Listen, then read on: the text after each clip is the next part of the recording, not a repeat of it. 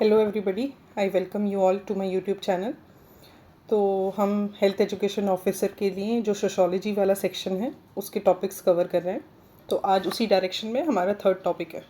तो अब जल्दी से हम चल के सिलेबस देख लेते हैं कि आज हम कौन सा टॉपिक कवर करने वाले हैं। तो आज हम कवर करने वाले हैं social dimension of health, social factors of health, economic status, rich versus poor, education, occupation, gender, caste, living condition, urban versus rural population. ठीक है, आज ये वाला सेक्शन ख़त्म कर देंगे और मैं कोशिश करूँगी रात तक मैं आपको इस सेक्शन का भी पीडीएफ और ये वीडियो अपलोड कर दूँ। तो आज ये दो सेक्शन हम कर लेंगे, फिर हमारे ये दो सेक्शंस और रह जाएंगे ये वाले, और जल्दी से हम कवर करके और फिर we will shift to the anthropology वाला सेक्शन। ठीक है, तो हम मूव करते हैं।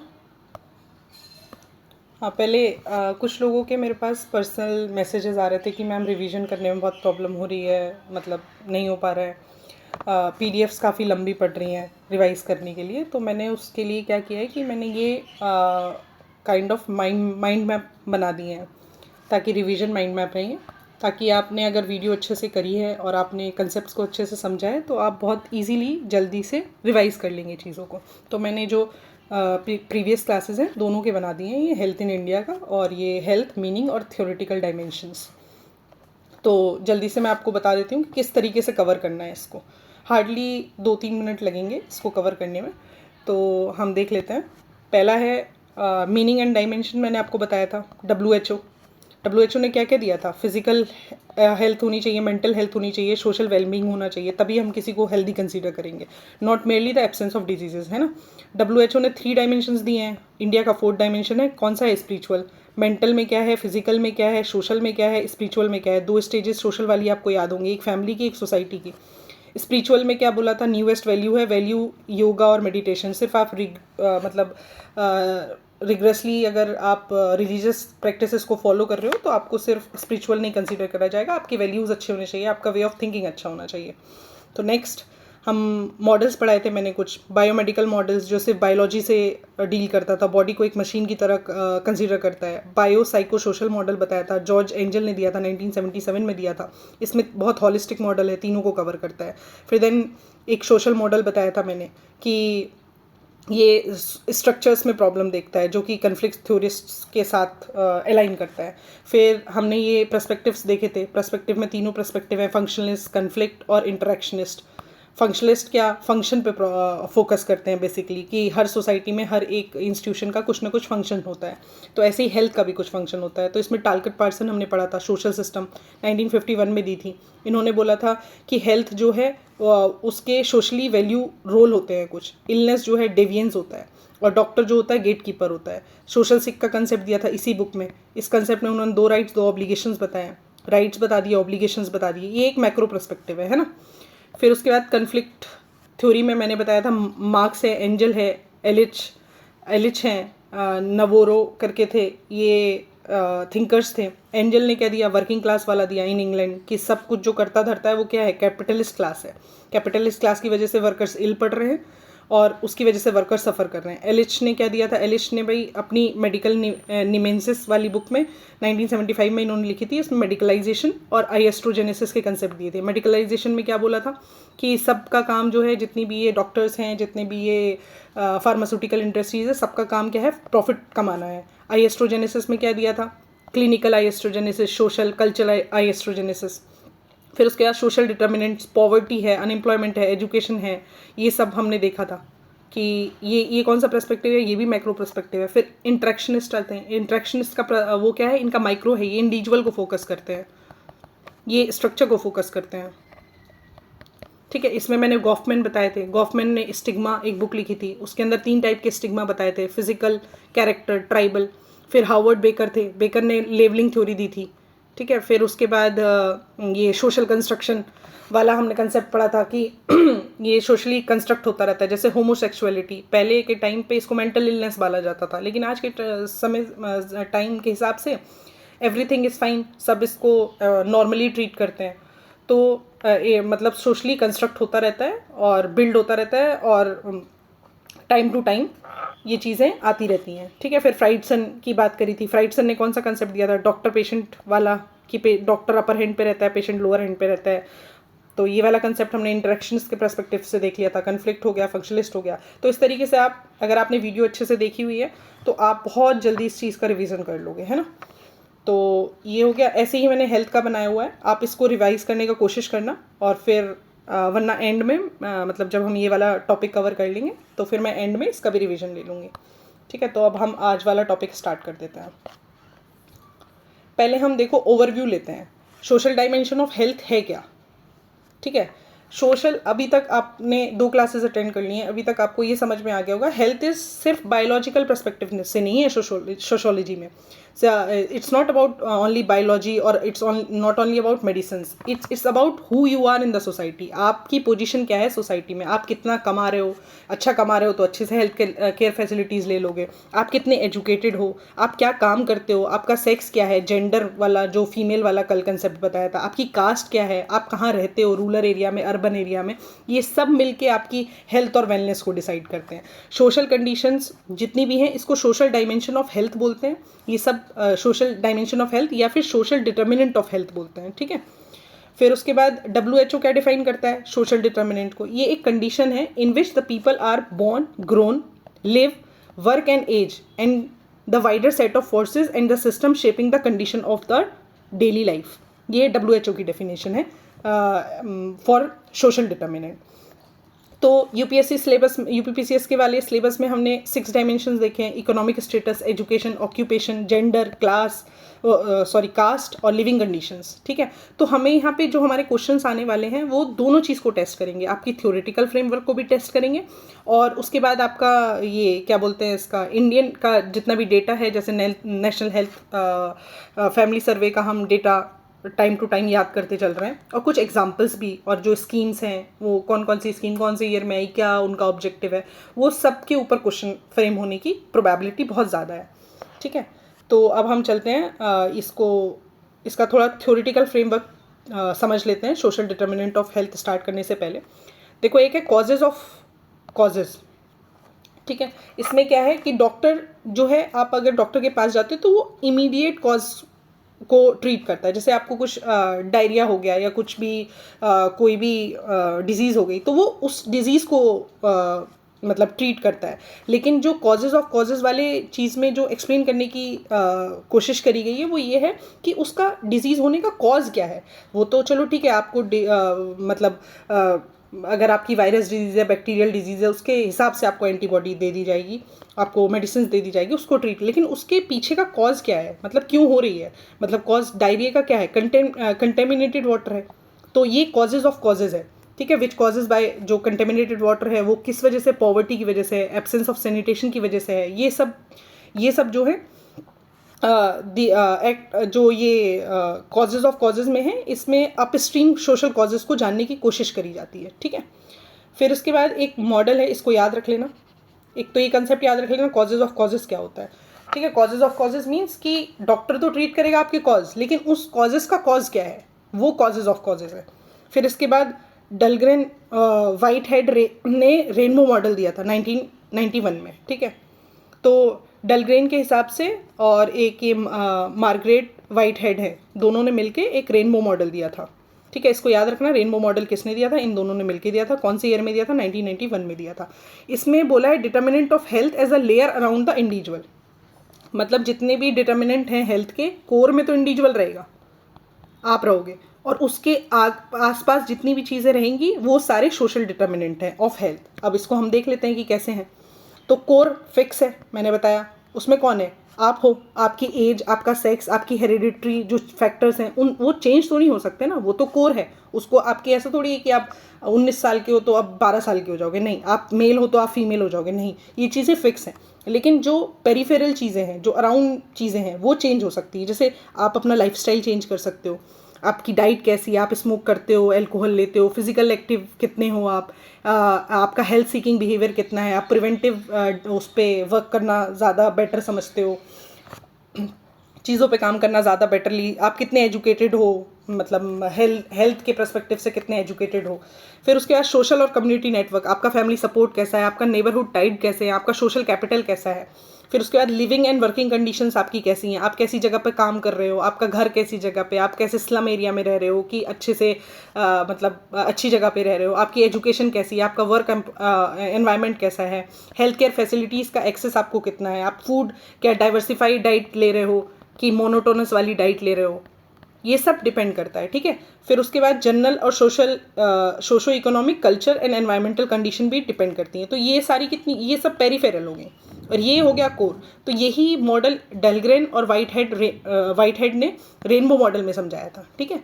तो हम ये दोनों चीज़ें याद रखेंगे, कॉजेज ऑफ कॉजेज, डेलग्रेन और वाइट हेड का मॉडल रेनबो मॉडल को याद रखेंगे और कब दिया था ये याद रखेंगे, ठीक है। फिर एक और चीज़ इससे पहले, ये WHO ने एक कमीशन बनाया था, इस कमीशन का नाम है सोशल डिटर्मिनेंट ऑफ हेल्थ, ठीक है, 2008 में बनाया था। इसको चेयर किया था सर मिशेल मरमोट ने, ठीक है।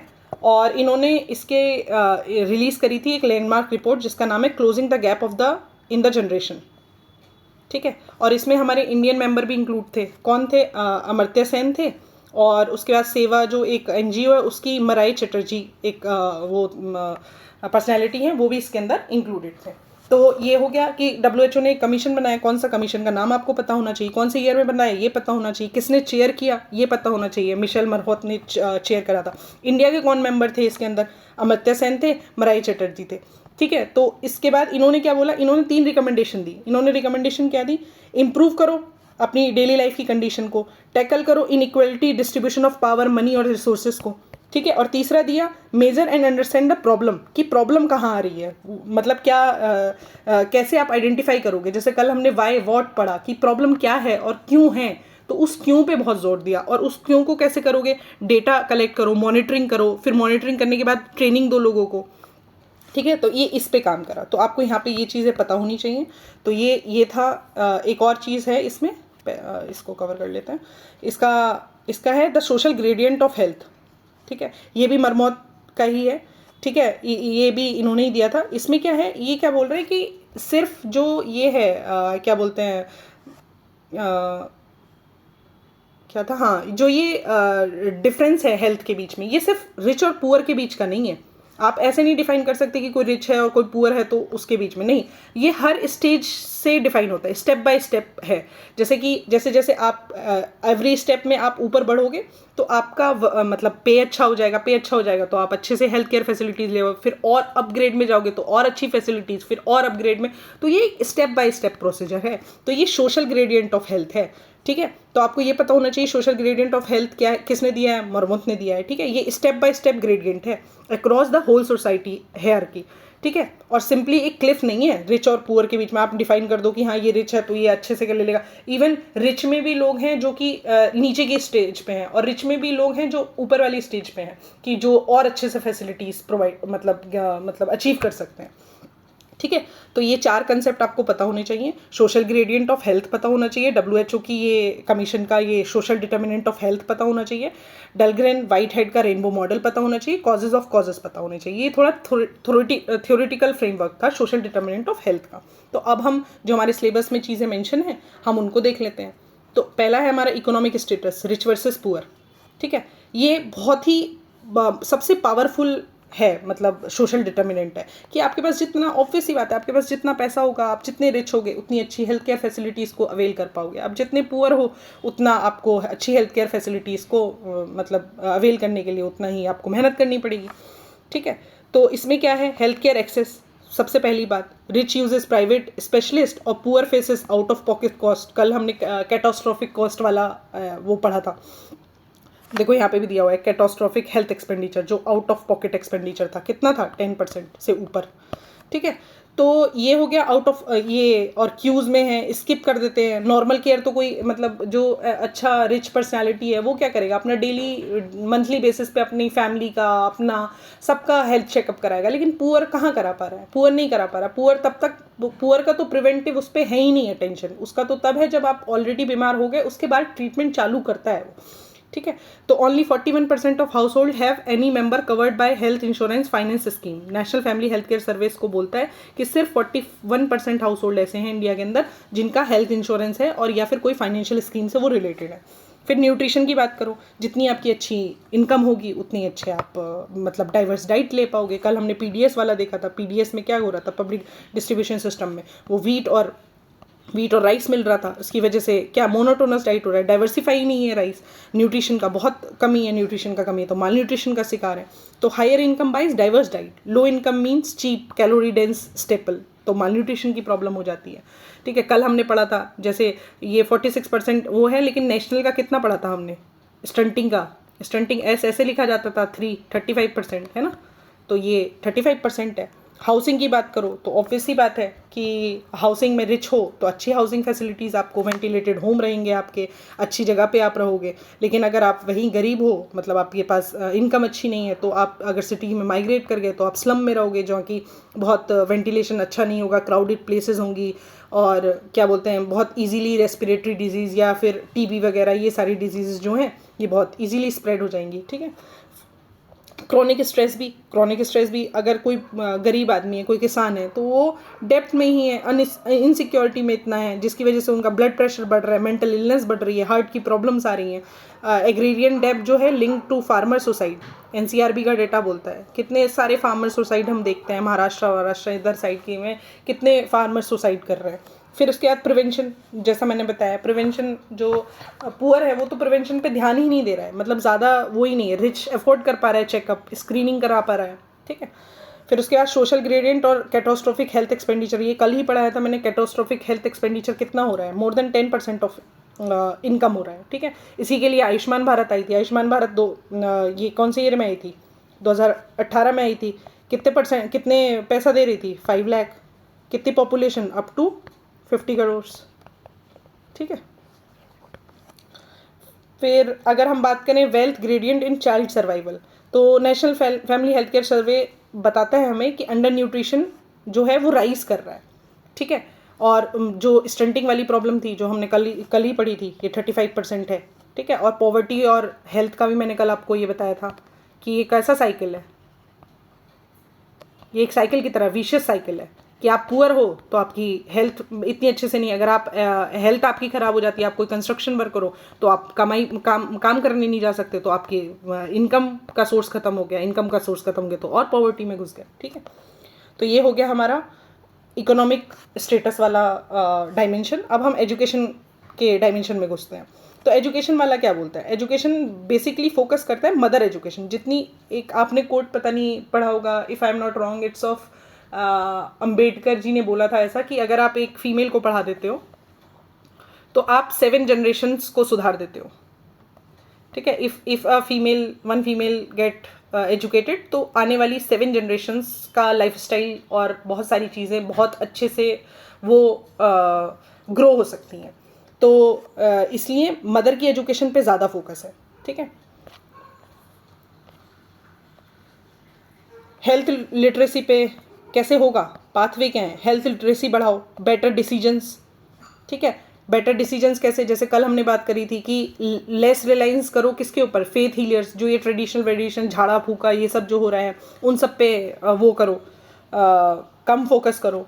फिर ये एंटीनेटल और ये इंस्टीट्यूशनल डिलीवरीज पे ज़्यादा फोकस करो। हायर इनकम रहती है तो बेटर जॉब्स की वजह से रिसोर्स, आप अच्छे न्यूट्रिशन ले सकते हो, अच्छा घर ले सकते हो, अच्छी हेल्थ केयर फैसिलिटीज़ ले सकते हो, तो उसकी वजह से जो पॉवर्टी और इलनेस का जो साइकिल अभी हम डिस्कस कर रहे थे वो ब्रेक हो जाएगा।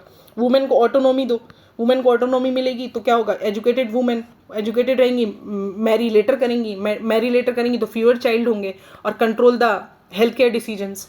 चाइल्ड हेल्थ के बारे में एजुकेटेड मदर जो है वो ज़्यादा अच्छे से हाइजीन प्रैक्टिसेस को अडॉप्ट कर लेती हैं, ब्रेस्ट फीडिंग पे अच्छे से ध्यान रखती हैं, कब इंजेक्शन लगना है, कौन सी वैक्सीन कब लगनी है, इन सब पे जो एजुकेटेड फीमेल होगी वो ज़्यादा अच्छे से ध्यान रख पाएगी। अगर हम यहीं पे केस स्टडी देख लें तो केरला और बिहार में देख लो, केरला में कितनी ज़्यादा लिटरेसी है, फीमेल लिटरेसी अराउंड 96% है वहाँ पे। तो वहाँ पे हम देखते हैं वहाँ पे IMR इन्फेंट मोर्टेलिटी रेट 6 है, सिर्फ 6 पर 1000, और बिहार में देखें तो बिहार में कितना है, 47 पर 1000। तो इससे क्या पता चल रहा है, बिहार में कम फीमेल लिटरेसी है। तो फीमेल लिटरेसी जितनी हाई होगी उतना आप देख रहे हो कि इन्फेंट मोर्टेलिटी रेट गिरता चला जा रहा है।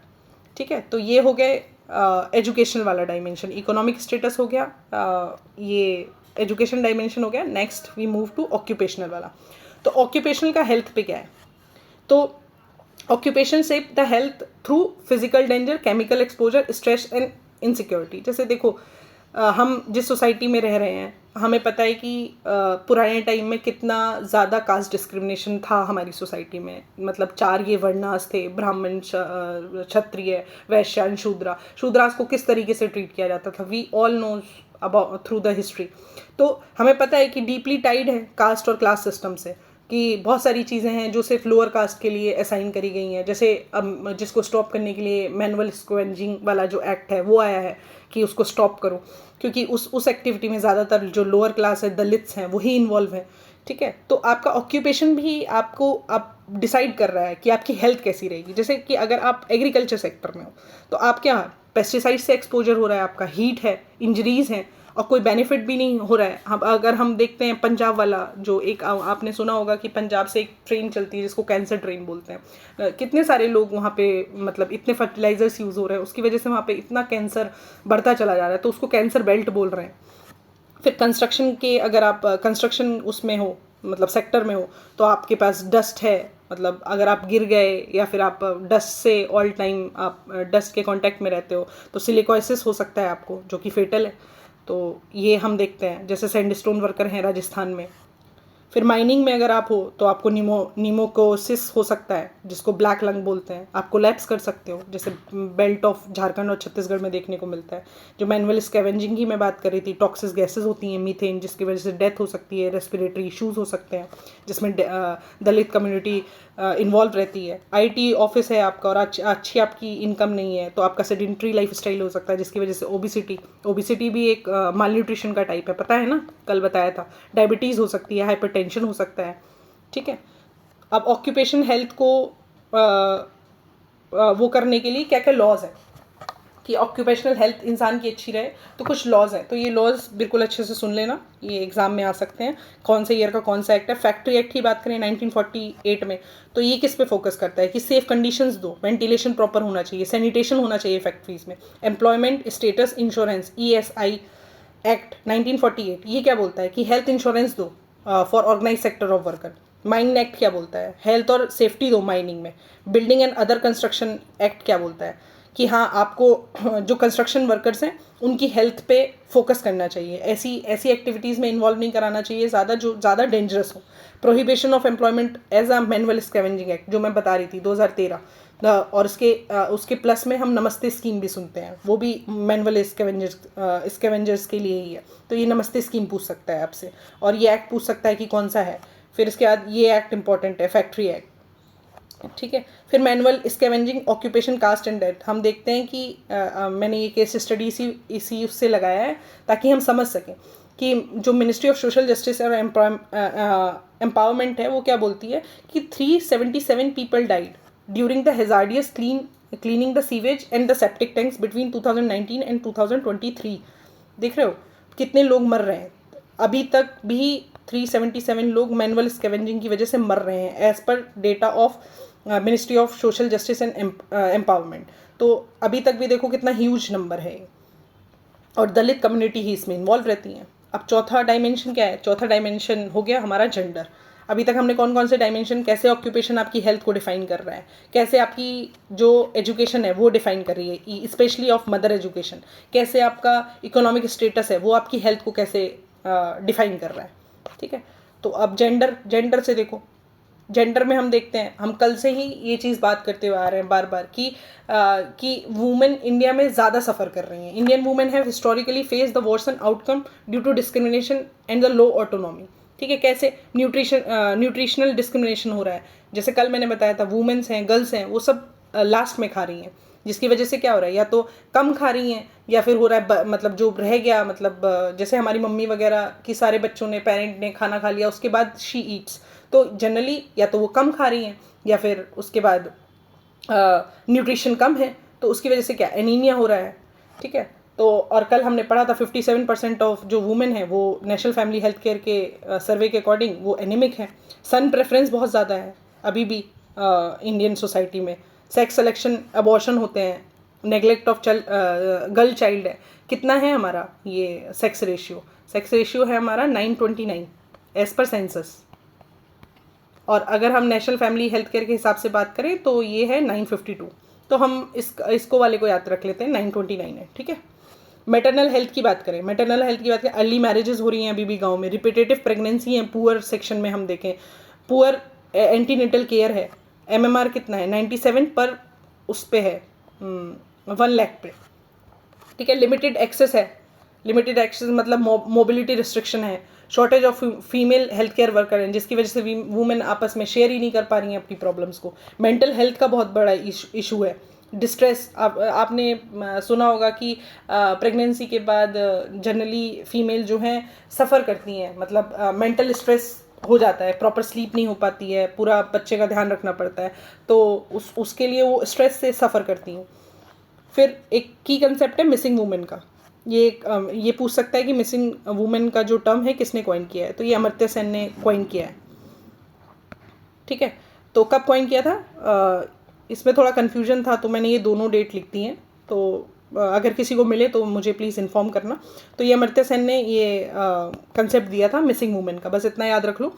इसमें क्या है, million of women absent from the population due to sex selection, abortion, infanticide and neglect. Indian economic survey क्या बोलता है, ये बोलता है कि 63 मिलियन वुमेन आर मिसिंग,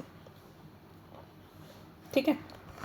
तो यहाँ पे हमें ये बेसिकली यहाँ पे जो आइडिया है वो यही है कि मिसिंग वुमेन का कंसेप्ट किसने दिया है, तो ये अमर्त्य सेन ने दिया है, ठीक है। इतना इंपॉर्टेंट नहीं है इकोनॉमिक सर्वे का डाटा, मुझे नहीं लगता कि कितनी फीमेल मिसिंग है, ये कुछ ऐसा पूछेगा। तो हम इसको बस याद रख लेंगे कि मिसिंग इसका कंसेप्ट किसने दिया था वुमेन का। अब हम डायमेंशन नंबर 5 की तरफ चलते हैं, ये है कास्ट का। कास्ट में क्या है, अभी हमने ऊपर भी पढ़ा, ये क्या था ऑक्यूपेशन में किस तरह था। अब कास्ट पे, पर्टिकुलरली कास्ट पे फोकस हो रहा है, तो हमने पता है कि जो शेड्यूल कास्ट है, शेड्यूल ट्राइब है, आदिवासी हो गए, सम ओबीसीज हो गए, बहुत ज़्यादा डिसएडवांटेज सोसाइटी में ये फेस करते हैं। किसी भी एस्पेक्ट में ले लो, ऑक्यूपेशन एस्पेक्ट में ले लो, तभी तो रिजर्वेशंस और ये सब लेके उनको मेन स्ट्रीम में लाया जा रहा है। हेल्थ केयर एक्सेस ले लो, न्यूट्रिशन ले लो, सैनिटेशन, सब में ही इनको प्रॉब्लम फेस करनी पड़ रही है। जैसे पॉवर्टी और एसेट्स, जैसे हम हिस्टोरिकली बात करें तो जो भी लैंडलॉर्ड्स थे सब कौन थे, जो हायर क्लास थी वो थी, तो हिस्टोरिकली उन्हें डिनाई किया गया है लैंड का राइट। जितने भी ट्राइबल्स थे उनके राइट्स को भी डिनाई करा गया है, ठीक है। कल भी हमने स्टंटिंग का पढ़ा था, स्टंटिंग कितना था 35.5%, ठीक है। डिस्क्रिमिनेशन इन हेल्थ केयर में भी हम देखते हैं कितना डिस्क्रिमिनेशन होता है। Poor treatment for Dalit patient, unfortunately अभी भी ये देखने को मिलता है। अगर हम सोशोलॉजी पर्सपेक्टिव से देखें, और बहुत गांव की तय में, मतलब हो सकता है बहुत सारे लोग आप अर्बन सिटीज़ से हों और आपको इतना रियलाइजेशन नहीं हो, लेकिन अगर आप डीप डाउन रूरल सोसाइटी में जाके अभी भी देखेंगे और ट्राइबल सोसाइटीज़ में जाके देखेंगे, ये अभी भी ये फिनोमिना एग्जिस्ट करता है, ठीक है। कास्ट बेस्ड ऑक्यूपेशन, जो हमने मैनुअल स्कैवेंजिंग वाली बात करी थी, ठीक है, वो बेसिकली दलित्स को ये साइन होता है। क्रॉनिक सोशल स्ट्रेस हो जाता है, एक्सक्लूजन, ह्यूमिलेशन की वजह से हाइपरटेंशन हो जाती है, डिप्रेशन हो जाता है। जोग्राफिकल एक्सक्लूजन भी है, दलित हेमलेट जो रहते थे वो विलेज के, आपने देखा होगा कि बाहर रहते थे, तो बाहर की वजह से उनको अच्छा वाटर फैसिलिटी, सैनिटेशन एक्सेस नहीं हो पाता था। जो हायर क्लास, मतलब जो उस गांव के हायर लोग थे वो एक्सेस कर पाते थे। जैसे कि ये गांव है, इसके गांव के सेंटर में, तो ये यहाँ पे जनरली जो हायर क्लास रहती थी, लैंडलॉर्ड्स हो गए, ये सब रहते थे। और या तो उससे थोड़ा दूर यहाँ पे एक हैमलेट रहेगा जिसमें लोअर कास्ट रहती थी। तो अब ये जितने भी रिसोर्सेज हैं वाटर के या जितने भी कुछ हैं, वो सब इनके एक्सेस में रहता था और ये इनको एक्सेस नहीं देते थे। तो जोग्राफिकल एक्सक्लूजन का भी वो देखने को मिलता है, इम्पैक्ट देखने को मिलता है। फिर अगर हम शेड्यूल ट्राइब की बात करें, तो शेड्यूल ट्राइब में हाईएस्ट स्टंटिंग है ऑफ एनी सोशल ग्रुप। अगर हम सारे सोशल ग्रुप्स ले लें, SC ST वगैरह, तो ST में सबसे ज़्यादा जो चिल्ड्रंस है उसमें स्टंटिंग होगा। स्टंटिंग और वेस्टिंग में पता है ना कि क्या था, कि हाइट के अकॉर्डिंग वेट का था, और उसके अकॉर्डिंग हाइट के अकॉर्डिंग वेट था उसमें, वेस्टिंग में। स्टंटिंग में क्या था, वेस्टिंग, तभी तो हाइट के अकॉर्डिंग था तो 19 कर रहे थे हम। और स्टंटिंग में आपका जो वो रहता है, हाइट के अकॉर्डिंग नहीं, उसमें एज के अकॉर्डिंग आपका वेट कंसिडर करा जाता है ना। और ये एक बार आप लोग रिवाइज कर लीजिएगा। हाल तो हम इस सेशन के बाद उस वाले चार्ट को एक बार माइंड मैप को देख लेंगे। फिर उसके बाद क्या है, डायमेंशन है लिविंग कंडीशन। लिविंग कंडीशन कल से ही हम इतना चीख के इस चीज़ के बारे में बात कर रहे हैं कि रूरल में फैसिलिटीज़ अच्छी नहीं है, अर्बन एरियाज़ में बहुत अच्छी फैसिलिटीज़ हैं। अब हाउसिंग की फैसिलिटी की बात कर लो, क्लीन वाटर ले लो, एयर पॉल्यूशन ले लो। एयर पॉल्यूशन इन चूल्हा, मतलब कुछ लोग एग्री करेंगे कि मैम दिल्ली तो इतना सिटी है लेकिन फिर भी वहाँ इतना पॉल्यूशन का प्रॉब्लम होता है। बिल्कुल होता है, लेकिन हम ये नहीं कह सकते कि गांव में नहीं होता है। गांव में आपने सुना होगा कि चूल्हा बहुत चलता है, जिसकी वजह से रेस्पिरेटरी इशू फेस कर रही हैं फीमेल्स। इंडस्ट्रियल में भी पुअर कम्युनिटीज़ जो हैं वो फैक्ट्री के साइड पे ही रहती हैं, जहाँ पे फैक्ट्री है वहीं पे रहती है, जिसकी वजह से टॉक्सिक एक्सपोजर हो जाता है। ग्रीन स्पेसेस कम है, सेफ्टी कम है। अगर हम भोपाल गैस ट्रेजिडी वाला ही केस ले लें तो उसकी वजह से क्या होता है, the plant side beside the poor densely population रह रही थी वहाँ पे, सेटलमेंट के बीच में वो प्लांट था, जिसकी वजह से कि आज तक हम देखते हैं वहाँ का कितना वर्सन इफेक्ट आज तक वहाँ पे भोपाल गैस ट्रेजिडी के बाद आज तक देखा जाता है। ठीक है, फिर अगर हम इनको समराइज करें तीनों को तो हमने क्या सीखा, 6 डायमेंशन को अगर हम इंटरकनेक्ट कर लें तो हम क्या देखते हैं, जैसे अपर कास्ट का है, अर्बन प्रोफेशनल इंसान है कोई। अब एक एक इंडिविजुअल, कोई बहुत ही अच्छे ऑफिस गोइंग हैं, बहुत अच्छा अर्न कर रहे हैं, अपर कास्ट के हैं, लोअर कास्ट के नहीं हैं, प्रोफेशनल मैन है, तो उनका इकोनॉमिक स्टेटस कैसा हो जाएगा, हाई हो जाएगा। एजुकेशन भी हाई है जब अच्छी जगह काम कर रहे हैं। ऑक्यूपेशन कैसा है, सेफ है, जाके इसी में ही बैठना है। जेंडर एडवांटेज रहता है, फीमेल को भी एडवांटेज है कि फीमेल भी जाके अपना वो कर दे। कास्ट अपर कास्ट है, प्रिविलेज है। लिविंग कंडीशन कैसी होंगी, गुड होंगी। अगर यहीं पे मैं अर्बन मिडिल क्लास वुमेन की बात करूँ, अर्बन क्लास तो उनकी मीडियम टू हाई रहेगी इकोनॉमिक कंडीशन, एजुकेशन हाई रहेगी, मिडिल क्लास की है, अर्बन मिडिल क्लास की वुमेन है। ऑक्यूपेशन ऑफिस जाएंगी। कुछ जेंडर डिसएडवांटेज हो सकते हैं, जैसे सेक्सुअल हरेसमेंट का शिकार हो सकती हैं, या कुछ जेंडर के डिसएडवांटेज यहाँ पे भी रहेंगे। कास्ट वेरी करता है देखो। और अर्बन पॉल्यूशन में रह सकती हैं, अर्बन में रह रही हैं तो अर्बन पॉल्यूशन फेस कर सकती हैं। रूरल का ओबीसी मेल कैसा है, अगर कोई फार्मर है और ओबीसी मेल है तो उनकी इकोनॉमी कैसी होगी, लोअर मिडिल होगी। एजुकेशन मीडियम रहेगी, एग्रीकल्चर का रिस्क रहेगा। जो जेंडर वो रहेगा वो एडवांटेज में रहेगा, मतलब मेल एडवांटेज में रहेगा, फीमेल डिसएडवांटेज में रहेगी। कास्ट में कुछ डिस्क्रिमिनेशन देखने को मिल सकता है। लिविंग रूरल डेप्रीवेशन का शिकार बनेंगे। दलित कोई वुमेन है, एग्रीकल्चर लेबरर जो उस पर काम करती हैं, खेतों में काम करती हैं, तो उनका इकोनॉमिक स्टेटस कैसा हो गया, वेरी लो। एजुकेशन कैसी होगी, वेरी लो। ऑक्यूपेशन कैसा हो गया, मोस्ट डेंजरस। जेंडर का डिस्क्रिमिनेशन कैसा हो गया, डबल डिसएडवांटेज हो गया। कास्ट या दलित हैं तो सीवियर है भाई इम्पैक्ट, और लिविंग कंडीशन तो वर्सन होंगी ही। आदिवासी कोई ट्राइबल है तो क्या होगा। तो ऐसे ही आप हर किसी का बना सकते हो। आप इन सिचुएशंस को लगाओगे तो हर किसी का निकाल लोगे कि हाँ भाई अगर कोई मेल है फीमेल है तो कास्ट का कितना, जेंडर का कितना रोल रहेगा। अगर कोई दलित है और नॉर्मल जनरल है तो उसमें कितना डिफरेंस होगा। कोई सिटी में रह रहा है तो उनकी लिविंग कंडीशंस कैसी होंगी, जो गांव में रह रहा है उनकी लिविंग कंडीशंस कैसी होंगी, जो कोई एजुकेटेड है उसमें कितना फ़र्क आएगा। कोई एजुकेटेड है तो इकोनॉमिकली रिच होगा। तो ये सारा आप टैली कर सकते हो, मतलब एक ये बना सकते हो। ये मैंने कुछ एग्जाम्पल्स के लिए आपको इंटरकनेक्शन दिखाने के लिए ये बनाया था। ठीक है, तो यहाँ तक ये हमारा सेक्शन कंप्लीट होता है। अब हम कुछ ये MCQ को प्रैक्टिस कर लेते हैं। तो पहला जो MCQ है वो क्या बोल रहा है, the phrase the condition in which the people are born, grow, live, work and age define, क्या डिफाइन करता है। Biomedical model of health, social determinant of health, the sick role, ये तो हटा दो। बायोमेडिकल मॉडल में भी बायो उस पर कहा। कैटास्ट्रॉफिक हेल्थ एक्सपेंडिचर बिल्कुल नहीं, कितना था, 10% था। तो कौन डिफाइन करता है, ये कहाँ है द फेज डिफाइन, क्या, सोशल डिटर्मिनेंट ऑफ हेल्थ। ठीक है, WHO का एक कमीशन बना था, ठीक है, on social determinant of health 2008 में। किसने चेयर करा था, जल्दी बताओ किसने चेयर किया था। मरमत ने किया था ना, टालकर पार्सन तो था, अमर्त्य सेन और एक चैटर्जी थी, वो इसके इंडियन मेंबर थे। ठीक है, फिर नेक्स्ट है three principle of 2008 WHO commission does not include. क्या क्या वो था, डेली लिविंग कंडीशन अच्छी करो, बिल्कुल करो। इन इक्वल डिस्ट्रीब्यूशन को कैटर करो, बिल्कुल करो, टैकल करो, बिल्कुल ये भी था। Measure and understand the problem, बिल्कुल डाटा कलेक्ट करो, मेजर करो, फिर उसको मॉनिटर करो और फिर ट्रेनिंग प्रोवाइड करो, ये भी था। Privatise all health care delivery, ये नहीं था, ये तो हमने नहीं सुना। Dahlgren Whitehead rainbow model, places which factors at it fix inner core, किसको फिक्स करा है इनर कोर पे? क्या क्या था? इंडिविजुअल है ना इनर कोर पे, तो उसका क्या होगा? उसका सेक्स होगा, उसका जेंडर होगा, हेरिडिटरी फैक्टर्स होंगे, ये सब था ना कोर पे, तो ये होगा आंसर। फिर उसके बाद है Whitehall study of British civil servant demonstrate that only the very poor have the worsen health improve at every step up the social hierarchy, the social gradient. Income has no effect on mortality. Genetic fully explain the health, बिल्कुल गलत। ये तो क्या है? Only poor नहीं, ऐसा नहीं है, कोई क्लिफ नहीं है ना कि आप डिफाइन कर दो कि रिच होगा तो पुअर होगा, ये ग्रेडियंट के हिसाब से काम करता है, तो ये सोशल ग्रेडियंट वाला हो जाएगा। कैटास्ट्रॉफिक कितना था हेल्थ एक्सपेंडिचर? 10% ना।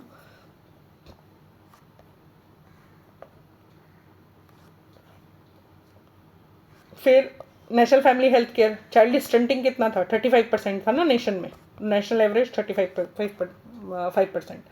Mother education improve the child survival mainly, क्यों क्यों वो इम्प्रूव कर देता है? जब हमने केरल और बिहार का एग्जाम्पल देखा था ना, तो एजुकेटेड मदर्स होंगी तो बेटर नॉलेज होगी हेल्थ केयर में, हाइजीन होगा, इम्यूनाइजेशन, केयर सीकिंग बिहेवियर होगा, तो ये आंसर होगा। Kerala Bihar comparison is a classical Indian illustration of the link between, किसके बीच में? क्लाइमेट के बीच में, फीमेल एजुकेशन और लिटरेसी के बीच में, कोस्टल नहीं और पर कैपिटा नहीं। Silicosis a fatal occupational lung disease most associated in India with IT professionals. कहाँ से सिलिकोसिस हो गया? सिलिकोसिस वहाँ होगा ना जहाँ पे कोई माइन वगैरह में काम कर रहा है या फिर सैंडस्टोन वगैरह उसमें काम कर रहा है। बैंक एम्प्लॉयज़ हटा दो, एयरलाइन क्रू हटा दो, ये हो जाएगा। मैनुअल स्कैवेंजिंग वाला जो एक्ट था, फर्स्ट पूछा है बैन कब हुआ था? तो ये 1993 में हुआ था और स्ट्रेंथन हुआ था 2013 का जो लॉ आया उसके थ्रू। फिर उसके बाद मैंने ये बोला था ये थोड़े एक्ट आप याद कर लेना ताकि इनकी जो डेट है वो याद रह जाए। देखो अभी तो मुझे भी याद नहीं है, तो इसको याद कर लेते हैं हम। 1947 में हमको फ्रीडम मिली है ना, इंडिपेंडेंस। तो 1947 के तुरंत बाद 1948 में फैक्ट्री एक्ट आ गया था, तो हमें एक और इंश्योरेंस मिल गया। फ्रीडम के बाद तो इंश्योरेंस मिल ही गया, लेकिन उसके बाद एक और इंश्योरेंस मिल गया 1948 में, ठीक है। नेशनल फैमिली हेल्थ केयर सर्वे के अकॉर्डिंग जो कितनी वुमेन हैं जो एनीमिक हैं? जल्दी बताओ, जल्दी बताओ। 57% है ना, ये भी याद रखो, पूछ सकता है। फिर इंडियन सेक्स रेशियो कितना है as per national family health care? National family health care 952 तो उनका था, क्या बोलते हैं इसका, सेंसस वाला था ना, तो 929 हो जाएगा। ये दोनों तो गए ही, इन दोनों में से थोड़ा कन्फ्यूजन हो सकता है, तो याद रख लेना 952 ये सेंसस वाला है और नेशनल फैमिली हेल्थ केयर का 929 925 बोलते हैं ना काम, 925, तो ऐसे 929 याद रख लो। नेशनल फैमिली हेल्थ केयर का ये है, ठीक है। मिसिंग वुमेन का कंसेप्ट किसने दिया था? अमर्त्य सेन। ये बताओ स्टंटिंग शेड्यूल ट्राइब में कितना है? वैसे स्टंटिंग कितना है? वैसे 35% है ना, लेकिन एसटी में तो सबसे ज़्यादा है। एसटी में सबसे बताया था ना कि सबसे ज़्यादा एसटी सफ़र करते हैं, तो 41% है, highest in any social group. Caste discrimination can damage the health even at the equal income, mainly because it can change the blood group. Chronic social stress raises cholesterol, blood pressure, mental illness। बिल्कुल सही बात है। अगर आपको कहीं आपके साथ discrimination हो रहा है उसकी वजह से आपको सोशल स्ट्रेस होगा। भोपाल गैस ट्रेजिडी जब हुई थी वो which of the social dimension of health किसको इलस्ट्रेट करती है? एजुकेशन को, living condition, polluting industries near the poor, ये होगा। एजुकेशन कहाँ हो गया? जेंडर नहीं, ऑक्यूपेशन नहीं। Dalit women farm labourers facing caste gender, occupation and economic disadvantage at once best illustrate. Sick role नहीं, intersectionality नहीं, intersectionality होगा, medicalization तो नहीं होगा, बायोमेडिकल एक कहाँ, ये यही होगा, ये मुझे पता भी नहीं था, intersectionality को वो करता है, लेकिन ये सारे आप एलिमिनेट कर लोगे ना, ये सारे तो एलिमिनेट कर सकते हैं आप, ठीक है। फिर इसके बाद मोरमत फल आ जाओ, आइएस्ट्रोजेनेसिस तो दिया ही नहीं है, मेडिकलाइजेशन भी हटा दो।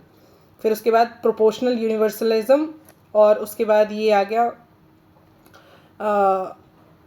सोशल ग्रेडियंट, ये दोनों ही है मरमत की पॉलिसी। लेकिन क्वेश्चन क्या बोल रहा है, the Marmot policy principle of acting universally but with the intensity proportional to the need is called proportional और यूनिवर्सल, तो ये होगा प्रोपोर्शनल एंड यूनिवर्सल, हाँ प्रोपोर्शनल एंड यूनिवर्सल, ठीक है। यहाँ मैंने कुछ कुछ सोर्सेज भी लगाए हैं, अगर किसी को ज़्यादा पढ़ना है भाई, अगर कोई इंटरेस्टेड है बहुत ज़्यादा पढ़ने के लिए, तो भाई ये पढ़ सकते हो आप। कमीशन की रिपोर्ट है, इनका मॉडल है, ये है मरमत का है, और मिनिस्ट्री ऑफ फाइनेंस का इकोनॉमिक सर्वे वगैरह है, सोशल मिनिस्ट्री की रिपोर्ट्स हैं, इग्नू का मटेरियल है जो मैंने पढ़ा है, social of health and medicine, social determinant of health, ये इसके MSO, MSW और BSW वाले जो social work, masters in social work और मास्टर्स इन सोशोलॉजी वाले जो हैं, इनसे मैंने पढ़ के ये नोट्स बनाए हैं। होपफुली आपको समझ में आया होगा और अच्छे से आपने चीज़ें ग्रैब करी होंगी। अब जल्दी से हम एक बार, कितना वीडियो हो गया, 41 मिनट्स का हो गया, तो जल्दी से अगर आप चाहो तो हम एक बार ये वाला रिवीजन भी दे देते हैं। कल जो हमने पढ़ा था health in India, rural urban gap हमने पता था, एक डॉक्टर है इधर, एक डॉक्टर है कितने पे, इधर था 10,000 पॉपुलेशन पे, 2,000 लोगों पे। फिर 3 टायर नेशनल रूरल, ये वाली जो स्कीम थी हेल्थ मिशन, इसमें सब centres, public health care centre, community health centres, ये सब बन रहे थे। अगर हमने वो याद करा था 43, इधर 23, और फिर एक हमने 50 और 29 याद करा था। फिर एक हमने याद करा था, मैंने बोला था लास्ट में इंस्टीट्यूशनल डिलीवरीज का, ये आया था। फिर एक ये था 62 और 73, ये किस चीज़ का था, ये इम्यूनाइजेशन का था, है ना। तो ये हो गया। माल न्यूट्रिशन के लिए स्टंटिंग, वेस्टिंग, अंडरवेट, ये तीनों याद करे थे।